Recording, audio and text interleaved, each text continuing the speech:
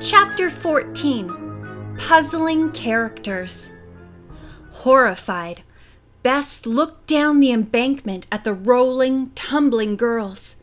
She managed to pull back in time to keep from being carried down herself. "Oh, I hope Nancy and George didn't break any bones," she thought worriedly. Both girls had been able to halt their descent just before reaching the little beach. They sat up and clawed dirt from their faces and eyes. "Are you all right?" Bess called down anxiously. George looked up at her cousin. "All right, but I'm furious. Why did that earth have to give way just when we were on the trail of the phantom?" Nancy smiled, despite her disheveled condition and several scratches. "George, you can make any awful situation seem funny. Just the same, I'm sorry, too, we lost that man." The two girls stood up and shook dirt from their clothes. Then, choosing a more solid section of embankment where bushes were growing, they started to climb upward. Suddenly, Bess warned in a hoarse whisper, "Look out there on the water! There's Fred Jenkins in a rowboat!" Nancy and George turned, but could not see the boat very clearly through the brush. They wondered if Fred had seen them tumble.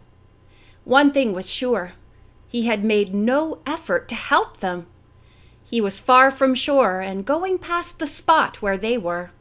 As the two girls reached the top of the embankment, Bess said, "The rowboat Fred was in looked just like the one we saw that mysterious man go off in." "The boat wasn't marked, and there may be many others like it," George said. "Personally, I think Fred Jenkins is too stupid to be mixed up in this mystery." "Well, I'm not so sure he isn't in it," Nancy declared. "Doesn't it strike you as odd that very often he is around where we are? I admit he seems stupid, but someone else may be having him spy on us. It's even possible he personally faked that telephone call about Hannah Gruen." George was indignant. "I vote we find out at once." Bess looked at her cousin and asked, "And how in the world are you going to do that? If Fred is guilty, you don't suppose he's going to tell us?" George had no answer to this, and the three girls walked along in silence for several minutes. Then Nancy said, "I think I have a solution. We'll ask Mrs. Holman where Fred lives and quiz some of his neighbors about him." When they reached home, the housekeeper looked in astonishment at Nancy and George. "You really meant it when you said you were going digging. Did you find anything besides the skeleton?" Nancy showed her the ribbon with the word Belle on it and explained where she had found it. "That's our whole score," said George, "plus some beads and arrowheads. No wedding gifts, no gold." The girls bathed and put on fresh clothes. They came downstairs and asked Mrs. Holman for Fred Jenkins' address. She gave it to them and inquired, "Do you want to see him?" Nancy told her what she had in mind, but pledged the housekeeper to secrecy. "I won't say a word," the woman promised. It was late afternoon when the girls set off in the convertible with the top down. Fred lived in a section of old, small homes. The guest house where he had a room was respectable but run down. A pleasant woman answered Nancy's ring and said that Fred was not at home. She smirked broadly. 3 attractive young ladies coming to visit him. And him kind of simple at times. Bess and George were about to reveal that they were not personal friends of Fred's, but Nancy gave them a warning look. A sudden idea had come to her. She laughed. "Fred is simple only at times?" she asked the landlady. "That's right," the garrulous woman replied. "He's as bright as the next one when he sets his mind to it." "I'm glad to hear that," said Nancy. "Otherwise it would be hard for him to earn a living, I suppose." The guest house owner stared at Nancy. You're a bright one yourself. You're right.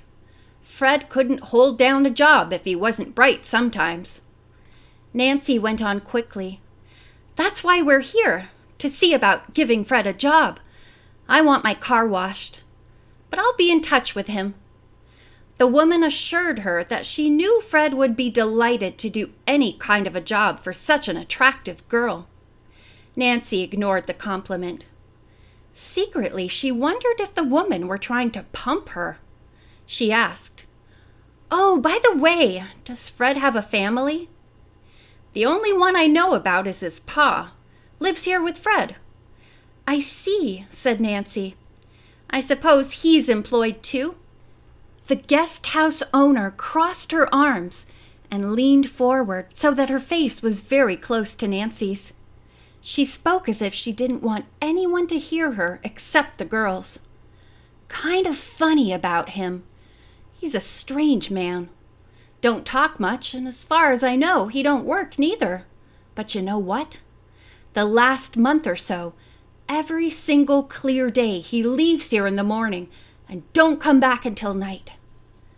"What makes you think he's not working?" Nancy asked. The woman shrugged. "Oh, you can tell. I've had enough renters in this place to know when somebody's got a regular job and when they ain't. But I just can't figure out what that man is doing with himself all day." A silence followed, which George broke by grinning and saying, "Maybe he's sitting in the park feeding the birds." The woman laughed but said, "Not him. He's got a gleam in his eye, like he's got something to do. I try to talk to him sometimes, but he always cuts me off." "Does he look like Fred?" Bess asked. "No, he's a little fella compared to his son. Fred's got good muscles. I think one time he did a little boxing." The woman laughed softly. "Maybe he got punched in the head, and that's what makes him simple sometimes." After thanking the landlady for the information, the girls said goodbye. Bess and George noticed that Nancy did not leave her name and address. When they had crossed the street and were back in the convertible, Bess asked her about this. "Did you really mean that about Fred washing your car?" "You'll admit it could stand a wash, and we needed an excuse for coming. The reason I didn't leave my name and address is that I'm sure Fred'll figure out who was asking for him. I'm convinced his stupidity and forgetfulness is an act. He's plenty smart enough to be working against us in this mystery." "And what about his father?" George asked. "He sounded like a mysterious person. Do you suppose he could be the digger?"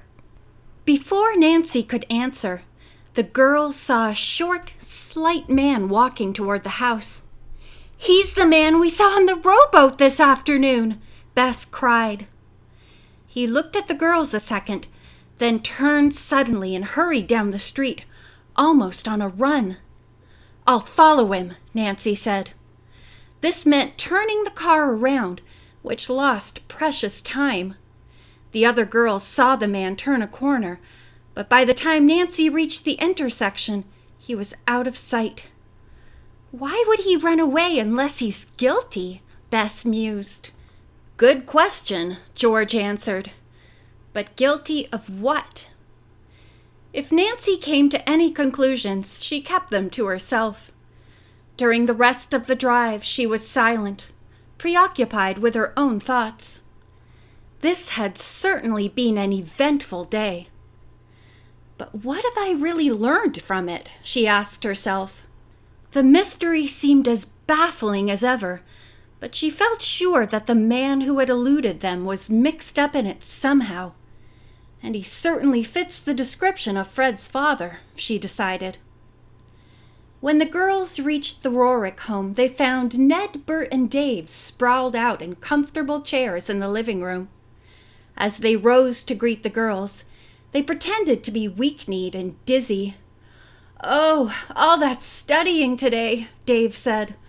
"I'm only half alive." The other two boys looked equally exhausted. "But you can help us," Bert said weakly. "How?" George asked suspiciously. "By taking pity on us," Ned said, and added, "Just go out in the country with us for supper and some dancing. You'll be surprised how soon we'll revive." Everyone laughed. In unison, the three girls said, "We accept." "Chuck Wilson and his date are coming too," Ned said, "so we rented a large car." Nancy went to tell Mrs. Holman where they were going. The woman said she hoped the young people would have fun. Then Nancy went to her room to put away her car keys. The evening was wonderful indeed, not only because of the animated conversation, good food, and excellent music, but because of plans Nancy was able to make. She announced to the others, "Ned and I have made a date to go diving for the Lucy Belle." "That's neat," said Chuck. "What do you hope to find?" Nancy chuckled. "Treasure!" Since the boys had to study the following morning, the girls insisted they all return home at a reasonable hour so their escorts could get up early. Ned took the wheel, and after dropping off Chuck and his date, finally turned into the Rorick driveway. The headlights shone brightly on the front of the house. Suddenly, Nancy gasped and exclaimed, "My car is gone!" End of chapter 14.